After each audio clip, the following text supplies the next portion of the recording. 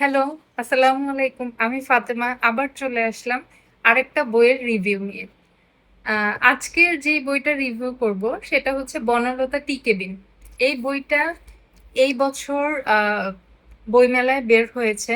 A writer হচ্ছে ফায়াজ ইফতি। উনার কোনো বই এর আগে আমার পড়া হয়নি।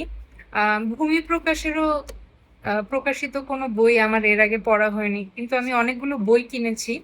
সবগুলোর রিভিউই আসবে। তো ১ম এ হচ্ছে গিয়ে শুরু করি যে বইটার প্রচ্ছদ আমার কেমন লেগেছে। প্রচ্ছদটা খুব ভালো লেগেছে আসলে। আ ভাইব্রেন্ট একটা কালার। আর এখানে রহস্যময় একজন মানবের ছবি, যিনি কিনা মুখোশ পরে আছেন। আ এর পাশাপাশি হচ্ছে বইয়ের প্রোডাকশন কোয়ালিটি আমি যদি দেখাই আপনাদের, বেশ ভালো। বেশ ভালো লেগেছে আমার। এরপরে আসি গল্পে। তো নামটা দেখেই বোঝা যাচ্ছে যে বনলতা টি কেবিন নামক একটা উম দোকান বা হচ্ছে গিয়ে চায়ের আড্ডা দেওয়ার জায়গা নিয়েই হচ্ছে গিয়ে গল্পটা। তো এই বনলতা টি কেবিন হচ্ছে গিয়ে সুনামগঞ্জ শহর থেকে একটু দূরে একটা জায়গায় আশিক রহমান সাহেব নামে একজন আ প্রতিষ্ঠিত করেছে। তো এরকম একটা জায়গায় একটা বুক ক্যাফে করার কি কারণ? এটা নিয়েই গল্পটা। হ্যাঁ, বইটা হচ্ছে একটা রিভেঞ্জ থ্রিলার।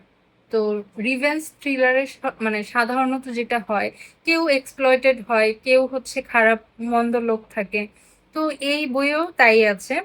কিন্তু আ গল্পটা হচ্ছে ডিফারেন্ট হয়েছে কোথায় যে? ডিফারেন্ট হয়েছে আ রাইটারের লেখনীটা আপনাকে হচ্ছে গিয়ে বইটা শেষ না করে রাখতে দিবে না। যদিও আমি ২ দিনে শেষ করেছি। যেহেতু আমার অত সময় ছিল না। বাট লেখনী খুবই সুন্দর। আপনারা অবশ্যই পড়ে দেখবেন। আর আমি বেশি কিছু বলতে চাচ্ছি না, কারণ বেশি কিছু বললেই তো হচ্ছে গিয়ে আ স্পয়লার হয়ে যাবে।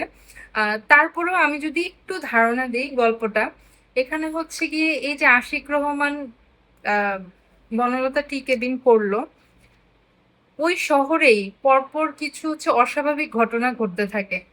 তো তার সাথে হচ্ছে বনলতা কেবিনের কি সম্পর্ক? এটাই হচ্ছে গিয়ে গল্প। আর এখানে আছে ইরাজ, ফায়াজ এরকম কিছু চরিত্র যাদের সাথে আপনি একমত হতে পারবেন না। এগুলো হচ্ছে মোরালি গ্রে কিছু ক্যারেক্টার।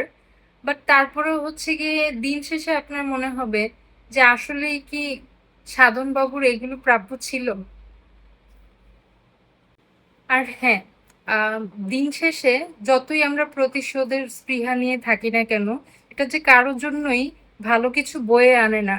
এই বইটা হচ্ছে আমাদেরকে তা শিখাবে। সো আশা করি আপনারা বইটা পড়ে দেখবেন। আর আপনাদের পাঠ্য প্রতিক্রিয়াও আমাকে জানাবেন। আ তত নেক্সট বই নিয়ে আসা পর্যন্ত গুড বাই। সবাই ভালো থাকবেন।